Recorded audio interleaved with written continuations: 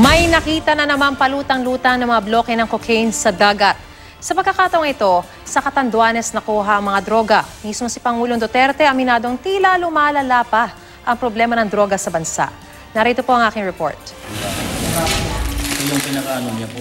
7 bloke na pinaniniwala ang cocaine ang natagpuan ng mga mangingisda sa Bagamanok, Catanduanes kahapon. Agad na itinurn over ang mga nakitang iligal na droga sa Bagamanok Municipal Police Station. Simula noong Pebrero, umabot na sa 100 kilos ng cocaine ang na-recover mula sa Eastern Seaboard ng Pilipinas. Meron sa Aurora, Quezon, Camarines Norte at Camarines Sur sa Luzon, pati sa Dinagat Group of Islands sa Caraga Region hanggang sa Davao Oriental, Surigao del Norte at Surigao del Sur sa Mindanao. Sabi ni PNP Chief Oscar Albayalde, kapuna-puna raw ang pagkakapareho ng pakete ng mga cocaine.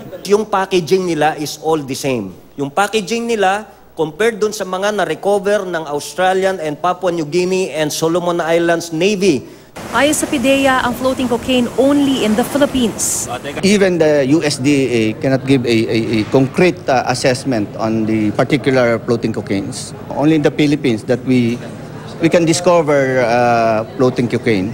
Bukod sa nakukuha ang floating cocaine, noong isang linggo lang aabot naman sa 2.9 billion pesos na halaga ng shabu ang nasabat ng PIDEA at Bureau of Customs sa Port of Manila at sa isang pribadong subdivision sa Alabang. Si Pangulong Duterte aminadong tila lumala ang problema. Grabe karon, ni grabe. Halos mo surrender na ang mga pulis. Sa kabila ng sinabi ng Pangulo na lumalala ang sitwasyon ng illegal drug trade sa bansa, giit ng mga otoridad, epektibo pa rin daw ang kanilang kampanya kontra droga. Naiiwan lang daw ang ating gobyerno sa kakayahang makipagsabayan sa mga sindikato ng droga, kaya malaki ang pangangailangan para raw sa modernisasyon ng ating mga gamit at kakayahan.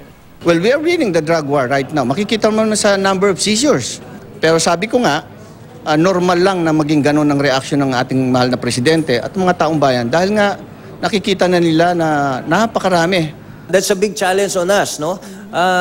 I think hindi tayo surrender dyan kailanman, no? It's emotional frustration, parang ganun. That despite of our effort, ganito pa rin yung volume ng drugs na pumapasok sa atin.